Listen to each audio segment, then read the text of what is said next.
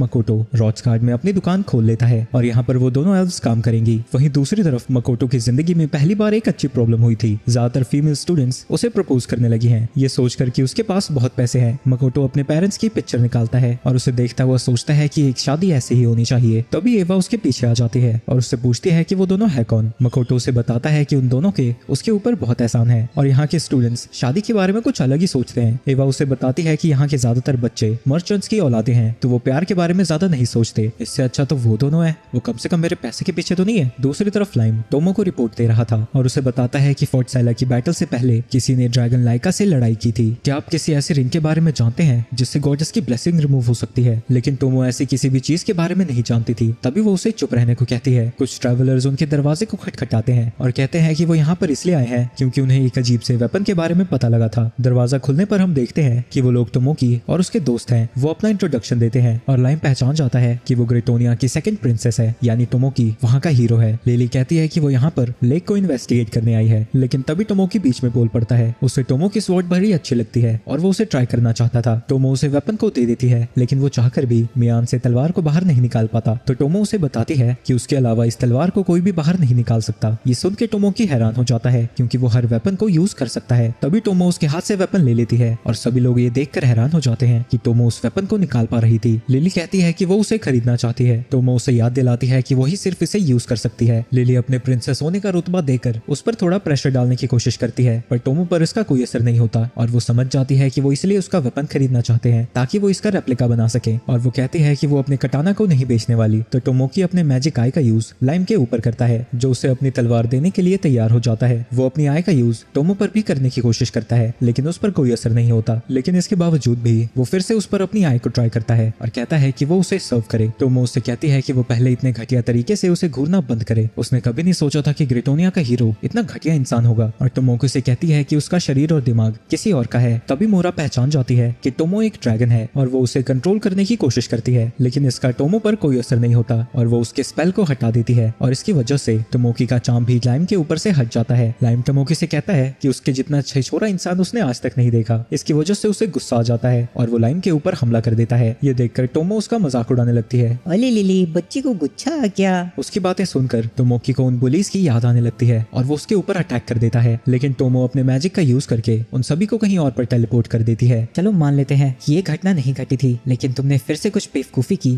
तो मैं तुम्हारे हीरो को मारने से नहीं पीछे हटूंगी। पर क्योंकि टोमो अकेली है जिससे वो चाम नहीं कर पाया, वो उसे पाना चाहता है। लाइम रोता हुआ टोमो से माफी मांगता है क्योंकि उसने खुद ही अपनी तलवार उन्हें दे दी। तो टोमो उससे कहती है कि वो उसका सर्वेंट बन जाए, जिसके लिए लाइम मान जाता है क्योंकि वो फिर से पावरलेस फील नहीं करना चाहता था। दूसरी तरफ मियो सीवीड इकट्ठा कर रही थी, लेकिन तभी हिबिकी का वुल्फ उसके ऊपर हमला कर देता है, जिसकी वजह से उसके कपड़े गीले हो जाते हैं। मियो उसे मारने वाली थी, लेकिन तभी वहाँ पर हिबिकी आ जाती है। मियो उसे भी मारने वाली थी, लेकिन तभी हिबिकी उसके पास आकर उसका हालचाल पूछने लगती है। ये तो खुद से ज्यादा मेरी परवाह कर रही है। मियो अपनी स्पिरिट को वापस बुला लेती है और मियो के पूछने पर बताती है कि एक गार्डियन बीस्ट है और वो भी इसके बारे में ज्यादा कुछ नहीं जानती। वहीं उसकी हरकतों को देखकर उसे लगता है कि वो काफी हद तक मकोटो जैसी है। हिबिकी उसे अपना नाम बताती है और कहती है कि वो उसकी चोटों को ठीक कर देगी, पर मियो उसे बताती है कि उसे जरा भी चोट नहीं आई, बस उसके कपड़े गंदे हो गए और अगर वो कुछ करना ही चाहती है तो वो सी ग्रास इकट्ठा करने में उसकी मदद कर सकती है। क्या तुम सीवीड और कैप के बारे में बात कर रही हो? ये सुन के मियो बहुत ज्यादा खुश हो जाती है क्योंकि वो उन दोनों में फर्क बता सकती थी। इसके बाद 2 दिन बीत जाते हैं और हिबिकी उसे बताती है कि वो वेपन खरीदने के लिए सीख जा रही है, पर मियो बस उससे कुकिंग करने के तरीके जानना चाहती थी। मियो सेंस करती है कि एक क्रीचर उन्हीं की तरफ आ रहा है और वो चेक करना चाहती है कि हिबिकी उसको हराने के लायक ताकतवर है या फिर नहीं। वो मॉन्स्टर उनके सामने आ जाता है और मियो साइड से सब कुछ देख रही थी। सबसे पहले वर्डा उसके ऊपर हमला करता है, लेकिन उससे उसकी तलवार ही टूटने लगती है और मियो को लगता है कि वो उतने भी कमजोर नहीं है, बस उनके इक्विपमेंट्स थोड़े गए गुजरे हैं। वर्डा को लगता है कि नेवल के जाने के बाद उसे ही उसकी जगह को लेना होगा और वो बिना सोचे समझे उसके ऊपर हमला कर देता है, पर इसकी वजह से वो घायल हो जाता है और उसकी तलवार भी टूट जाती है। हिबिकी जब उसके खून को देखती है उसे नेवल की याद आने लगती है, जिसकी वजह से वो अपनी जगह से हिल भी नहीं पाती। जिसके बाद वो मियो से मदद मांगती है। मियो कहती है कि ये सारी गलती उन्हीं की है क्योंकि वो अपनी ताकत नहीं जानते। जिसके बाद वो बड़ी ही आसानी से उस मॉन्स्टर को हरा देती है। मियो उन सभी से कहती है कि वो इस मॉन्स्टर से मटेरियल इकट्ठा करने में उसकी मदद करें, पर वो मॉन्स्टर अभी भी जिंदा था और पीछे से मियो के ऊपर हमला कर देता है। इसकी वजह से मियो का किमोनो फट जाता है, जिससे उसका गुस्सा सीधा 7वें आसमान पर चला जाता है क्योंकि मकोटो ने इस किमोनो में उसकी तारीफ की थी और वो अपने एक ही अटैक से उस मॉन्स्टर के चीथड़े उड़ा देती है, जो देखकर उन सभी की आंखें खुली की खुली रह जाती हैं। लेकिन तभी मियो उन सभी को बेहोश कर देती है और हिबिकी हिबिकी का वुल्फ बाहर आ जाता है। मियो समझ जाती है कि उस वुल्फ को उनकी पिछली फाइट से वो याद है, पर जब वो उसे बताती है कि वो पहले से अलग है और वो उनको कुछ नहीं करेगी तो वो शांत हो जाता है। हिबिकी को अपने रूम में होश आता है और उसके बगल में ही मियो का लेटर था जिसमें उसने बताया था कि वो उन्हें सीज लेकर आई है और जब वो उठे तो कुजुनोहा ट्रेडिंग कंपनी में जरूर जाए। वो उस शॉप में जाते हैं जहाँ वो मियो से मिलते हैं। हिबिकी को लगता है कि कल की हार की वजह से वो उसे सुनाने वाली है, लेकिन मियो बस उससे कुकिंग सीखना चाहती थी। वुडी कहता है कि वो यहाँ पर इसलिए आए थे ताकि वो यहाँ से इक्विपमेंट खरीद कर वेस्टलैंड में ट्रेनिंग कर सके, पर मियो उनसे कहती है कि जितनी उनकी ताकत है वो वहाँ पर कभी सर्वाइव नहीं कर पाएंगे। हिबिकी कहती है कि उन्हें ताकतवर बनना ही होगा, तो बैरन कहता है कि वो उनके लिए वेपन बना देगा, तब तक वो मियो को खाना बनाना सिखा सकती है। मियो को लगता है कि बेहतर इक्विपमेंट काफी नहीं है वहाँ पर सर्वाइव करने के लिए, वैसे भी वो 3 दिन के अंदर ब्रॉथ बनाना कहाँ से सीख पाएगी। तो बैरन कहता है कि वो टो और उसकी पार्टी को भेज सकते हैं ताकि ये लोग सेफ रहें। इसके बाद हिबिकी उसे कुकिंग सिखाना शुरू कर देती है, लेकिन उसकी हालत पहले से जरा भी इम्प्रूव नहीं हुई थी। दूसरी तरफ शिकी मकोटो को बताता है कि टोमो ने उसे डेमी प्लेन में वापस बुलाया है क्योंकि काफी सारी चीजें हैं जो वो उसे रिपोर्ट करना चाहती है। इस समय के दौरान फॉरेस्ट ओगर शॉप को संभाल लेंगे। इसके बाद वो डेमी प्लेन में चला जाता है, लेकिन वहां पहुंचते ही मकोटो को बहुत ज्यादा गर्मी लगने लगती है और शिकी उसे बताता है कि डेमी प्लेन में वेदर अचानक से ही बदलने लगा है। वो मकोटो के नए नवेले घर के पास पहुंच जाते हैं जहाँ सभी लोग उसका स्वागत करते हैं। मियो उसके लिए एक डिश लेकर आती है जो कि उसे बहुत टेस्टी लगता है। ये सुन के वो खुश हो जाती है और टोमो मकोटो को बताती है कि यहाँ की ज्यादातर चीजें मियो ने ही बनाई है। तो मकोटो उसकी कुकिंग की तारीफ करता है, जो सुन के वो और भी ज्यादा खुश हो जाती है। एमा उसे बताती है कि वो वापस साइट जा रही है जहाँ वो एक एडवेंचरर से कुकिंग सीख रही है। आगे टोमो उसे बताती है कि अपने इन्वेस्टिगेशन के दौरान वो ग्रेटोनिया के हीरो से मिली थी। मकोटो उससे पूछता है कि वो किस तरह का इंसान है, लेकिन टोमो के हिसाब से उससे लीचड इंसान उसने आज तक नहीं देखा। वो अपनी एबिलिटीज को कुछ ज्यादा ही समझता है, न ही उसका अपनी भावनाओं पर कंट्रोल है। शायद डीमंस को हराने के बाद वो बाकी के किंगडम्स के साथ वॉर पर जा सकता है। साथ ही जब उसने प्रिंसेस का दिमाग पढ़ा था उसे फायर आर्म की एक इमेज दिखी थी। मकोटो को लगता है कि फायर आर्म्स मैजिक जितने ताकतवर नहीं है, तो वो कहती है कि वो उसे ठीक नहीं लग रहे थे और वो उन्हें मारना चाहती है,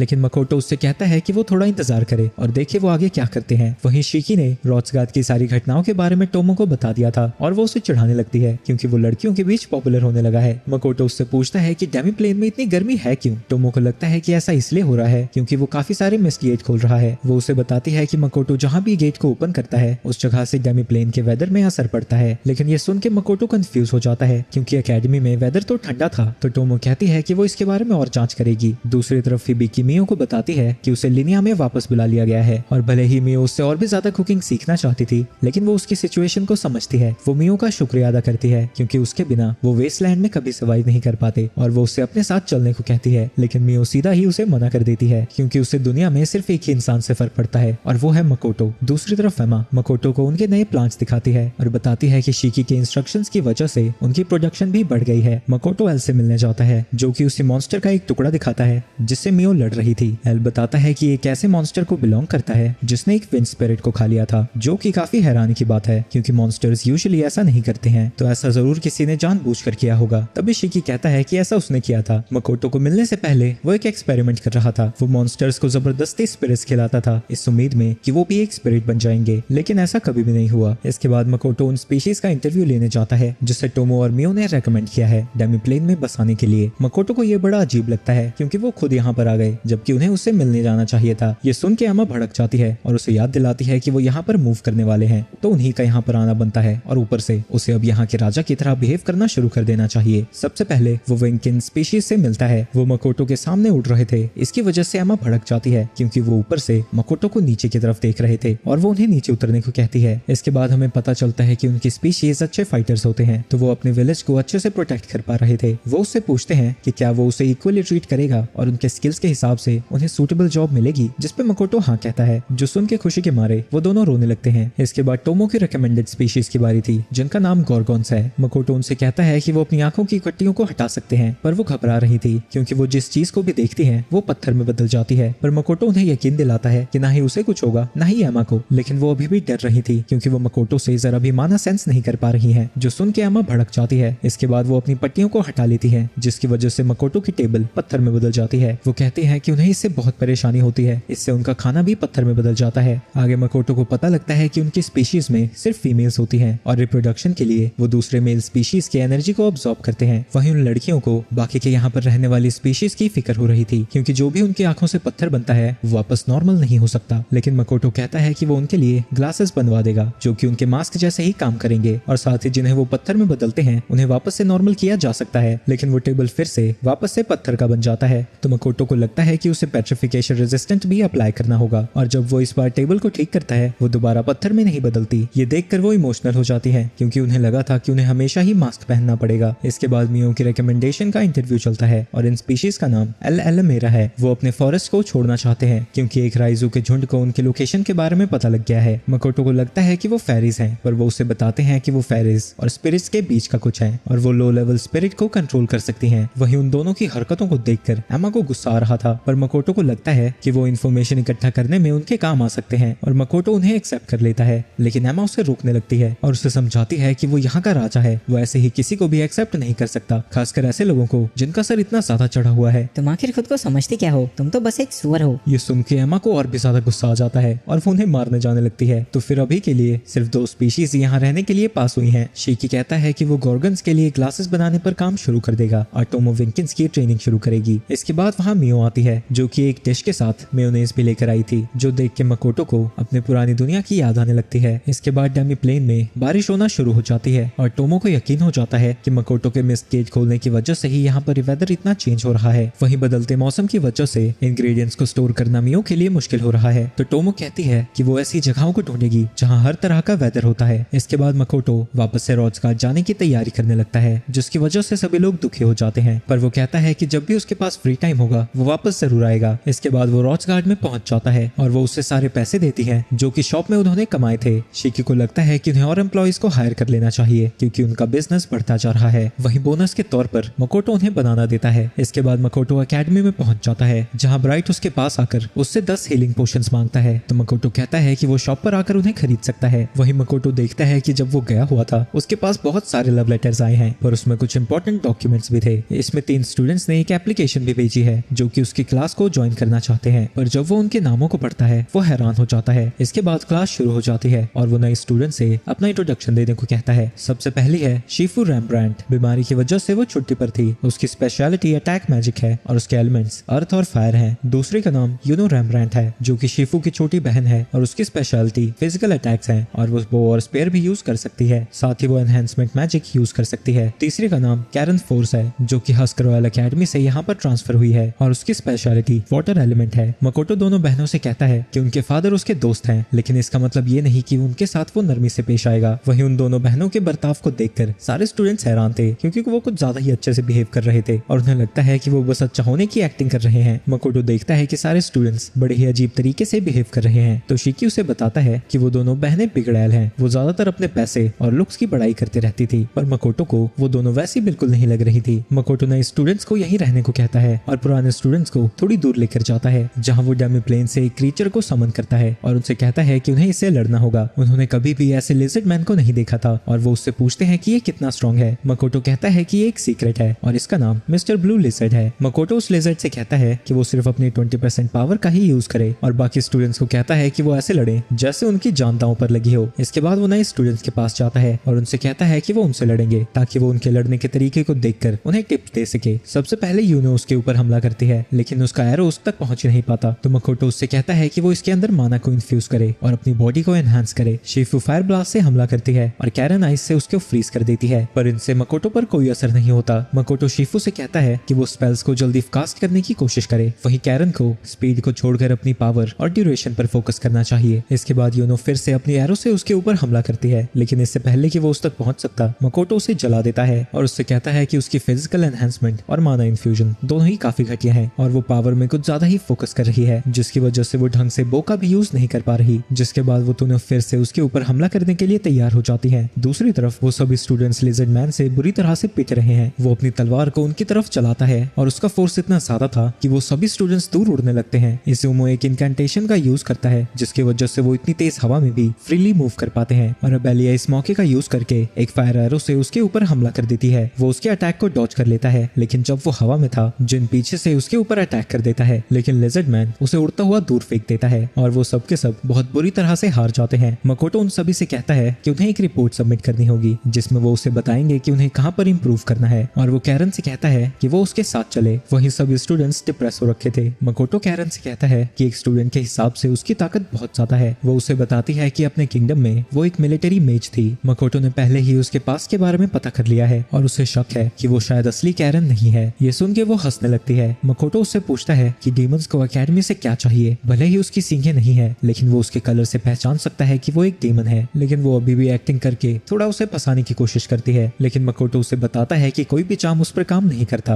वो लड़की उसकी तारीफ करती है और बताती है कि कैरन मर चुकी है, पर उसे उसके ही साथियों ने मारा था। वो उससे पूछती है कि उसे पता है कि वो एक डीमन है, फिर भी वो गुस्सा क्यों नहीं है। मकोटो उसे बताता है कि वो भेदभाव नहीं करता, तो जब तक वो कुछ उल्टा सीधा नहीं करना चाहती वो उसे यहाँ से जाने देगा। मकोटो उससे उसका नाम पूछता है, लेकिन वो जवाब नहीं देती और उल्टा उसे मारने की तैयारी करने लगती है। लेकिन तभी वहाँ पर शिकी आ जाता है और बताता है कि उसका नाम रोना है और वो डीमन आर्मी के 4 जनरल्स में से एक है। इसके बाद वो गोतेत्सु में जाते हैं। रोना कुजुनोहा ट्रेडिंग कंपनी के बारे में और जानना चाहती है। उसे ये भी पता है कि सीज में उसकी एक और शॉप है और उसे लगता है कि वो उनका एजेंट है, पर मकोटो उसे बताता है कि वो इस वॉर के बारे में बिल्कुल न्यूट्रल है और उससे पूछता है कि वो एकेडमी में कर क्या रही है। रोना कहती है कि अगर वो रात में उससे मिलने आया तो वो उसे बता देगी। तो शिकी उसे समझाता है कि अगर वो गलती से उसके साथ सो गई तो वो जिंदगी भर पछताने वाली है। रोना उसे बताती है कि वो यहाँ पर इसलिए आई है ताकि वो ह्यूमनॉइड एक्सपेरिमेंट्स को रोक सके जो कि छुपकर इसी सिटी में किए जा रहे हैं। इसके बाद मकोटो की मदद करने के लिए वहाँ पर लाइम आता है। वो सिटी में की जा रही ह्यूमन ट्रैफिकिंग को इन्वेस्टिगेट करने के लिए कहता है और बताता है कि इस चीज में असासिन गिल्ड भी जुड़े हुए हैं। मकोटो एको और एरिस से कहता है कि वो उसकी मदद करें, लेकिन वो ओवर टाइम नहीं करना चाहते थे, पर जब वो उन्हें अपने केले ऑफर करता है वो मान जाती हैं। शिकी मकोटो से कहता है कि वो रोना की किसी भी बात पर पूरी तरह से भरोसा नहीं कर सकते और मकोटो उससे पूछता है कि वो दोनों एक दूसरे को कैसे जानते हैं। शिकी बताता है कि वो दोनों पहले एक दूसरे से इंफॉर्मेशन एक्सचेंज किया करते थे, पर उसने कई बार उसका यूज किया और मुसीबत में भी डाल दिया। उसके ऊपर डीमन किंग का कोई बड़ा सा कर्ज है, इसलिए सिर्फ वो उसी के लिए लॉयल है। लेकिन वो मेयर जितनी ताकतवर नहीं है, लेकिन वो उससे भी ज्यादा बुरी है। इसके बाद वो रैम्ब्रांड सिस्टर से मिलने जाते हैं। वो उन्हें कंग्रेचुलेट करता है क्योंकि अब वो पूरी तरह से ठीक हो गए हैं। वो देखते हैं कि क्लास से मकोटो बहुत अलग बिहेव कर रहा था, तो वो उन्हें बताता है कि क्लास में उसे स्ट्रिक्ट होना पड़ता है। उन्हें ठीक करने के लिए वो मकोटो का शुक्रिया अदा करती हैं और पूछती हैं कि क्या वो उसके लिए कुछ कर सकती हैं। लेकिन मकोटो कहता है कि इन सब की कोई जरूरत नहीं है। वहीं उनके फादर ने मकोटो को बताया था कि वो उनके रिकवरी प्रोसेस को रिकॉर्ड करना चाहता है। लेकिन तभी वो दोनों बहनें उसे बताती हैं कि उन्होंने अपने फादर और उस बटलर को बहुत ज्यादा पनिश किया है क्योंकि उन्हीं की वजह से मकोटो स्टूडेंट की जगह टीचर बन गया। वहीं रात को लाइम अपनी इन्वेस्टिगेशन को जारी रखता है और एक टूटी फूटी बिल्डिंग के अंदर जाता है। तभी वो किसी को सेंस करता है और वो उसकी गर्दन पर अपनी तलवार रख देता है, लेकिन वो बंदा बस स्माइल करता है। वो दोनों ओगर आके मकोटो को बताती है कि वो कल रात से ही लाइम से कांटेक्ट नहीं कर पा रही हैं और जब उन्होंने आखिरी बार उससे कांटेक्ट किया था वो उस एकेडमी के पास था जो कि अभी बन रहा है। शिकी को लगता है कि रोना ने उन्हें धोखा दिया है, पर किसी भी नतीजे पर पहुंचने से पहले मकोटो उस जगह को इन्वेस्टिगेट करना चाहता था। दूसरी तरफ लाइम और ईवा को एक जेल में बंद कर दिया गया है। इसके बाद हम पास्ट का सीन देखते हैं। लाइम ने उसकी गर्दन के ऊपर अपनी तलवार रखी हुई थी, लेकिन उसे कोई फर्क नहीं पड़ रहा था। उसकी पावर्स को देखकर लाइम मकोटो को कांटेक्ट करने की कोशिश करता है, लेकिन वो अपनी रिंग का यूज करके उसकी टेलीपैथी को ब्लॉक कर देता है। वो जब अपनी तलवार से उसके ऊपर अटैक करता है उसका कुछ भी नहीं बिगड़ता और वो अपने हल्के हाथ से ही उसे उड़ता हुआ दूर भेज देता है। इसके बाद वो वहाँ से चला जाता है। तभी एवा वहाँ पर आकर लाइम की मदद करती है, लेकिन तभी वहाँ पर कुछ लोग आ जाते हैं और उन दोनों को ही पकड़ लेते हैं। लाइम उसे बताता है कि वो मकोटो की कंपनी के लिए काम करता है और उससे पूछता है कि क्या वो यहाँ से भागना चाहती है, लेकिन एवा उसे बताती है कि जिन लोगों ने उसे पकड़ा है वो एक पावरफुल ऑर्गेनाइजेशन के लिए काम करते हैं और उनके कनेक्शंस एकेडमी तक हैं, तो अगर वो यहाँ से निकल भी जाती है तब भी कोई फर्क नहीं पड़ेगा। वैसे भी वो उस बंदे से तो पहले ही हार चुका है, तुम्हें फिक्र करने की कोई जरूरत नहीं है। वो बंदा अभी यहाँ पर नहीं है, फाइट के दौरान मैंने उसे मार्क कर दिया था,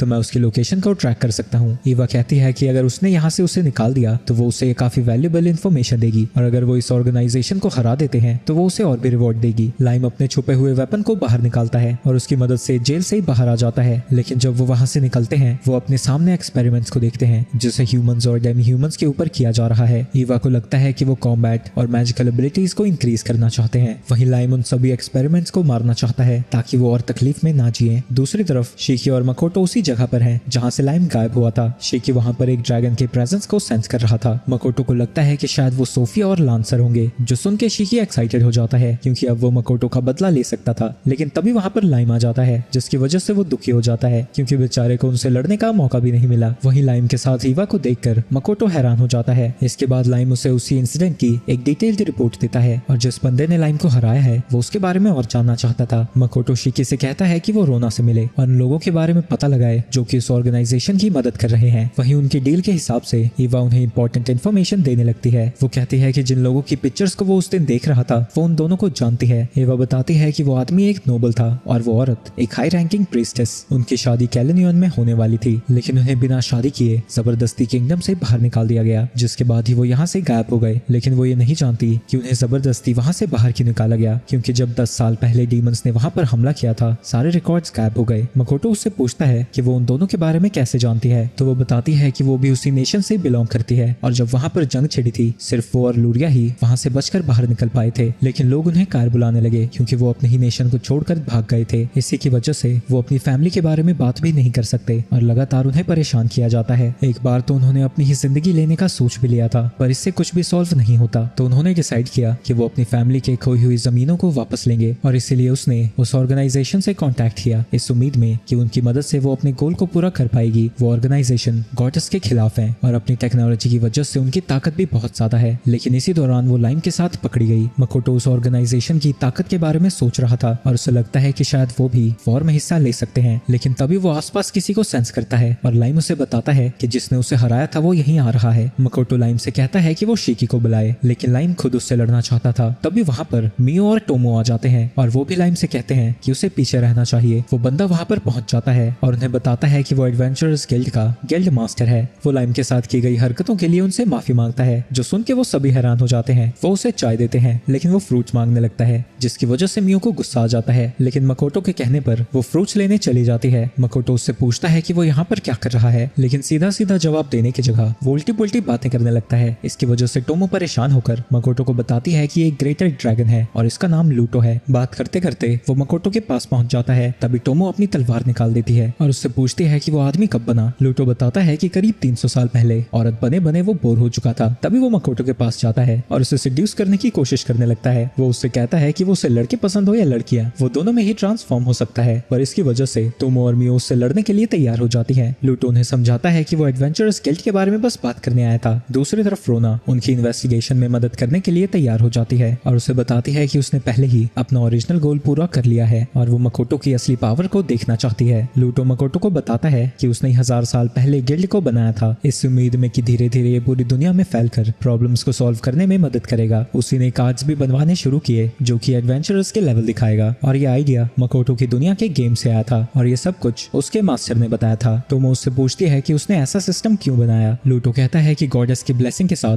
ह्यूमंस का सर काफी ज्यादा चढ़ने लगा था, पर गिल्ड्स में लेवल रखने की वजह से सभी लोग टॉप पर पहुंचना चाहते हैं और इसकी वजह से अपने ही डिजायर के बोझ के तले दबकर मर जाते हैं। यानी गिल्ड खुद ब खुद लोगों की पॉपुलेशन को कंट्रोल में रखता है। गिल्ड में हाईएस्ट लेवल 65,535 है। ये सुन के मकोटो हैरान हो जाता है क्योंकि ऐसा पुरानी गेम्स में हुआ करता था, क्योंकि 16 बिट प्रोग्रामिंग में वो सबसे हाईएस्ट नंबर है। मकोटो उससे पूछता है जब उसका मास्टर 1000 साल पहले आया था तब उसे गेम्स के बारे में कैसे पता था। लूटो उसे बताता है कि दोनों दुनिया में टाइम अलग तरीके से फ्लो करता है। मकोटो उससे पूछता है कि उसकी अपनी दुनिया में वापस जाने के कितने चांसेस हैं। लूटो उससे कहता है कि उसके करंट माना लेवल के हिसाब से उसकी अपनी दुनिया में जाने का चांस 1 in 10 मिलियन है। इसके बाद लूटो वहाँ से जाने लगता है और उसे बाहर छोड़ने के लिए टोमो भी जाती है। क्या ये सच है? मकोटो की दुनिया के ह्यूमन सिर्फ 100 साल जीते हैं? 100 साल की उम्र तक काफी कम लोग जी पाते हैं। टोमो कहती है कि मकोटो ही उसके लिए सब कुछ है। अगर वो मर जाएगा तो इस दुनिया में उसके लिए कुछ इंटरेस्टिंग नहीं बचेगा। तुम्हें क्या लगता है वो अपनी दुनिया में वापस जाएंगे? वो तुम्हें छोड़कर नहीं जाएगा, लेकिन कोई भी इवेंट उसका मन बदल सकता है या फिर एक पावरफुल बीइंग बन सकता है जो कि डायमेंशंस में बिना किसी रोक टोक के ट्रैवल कर सकता हो।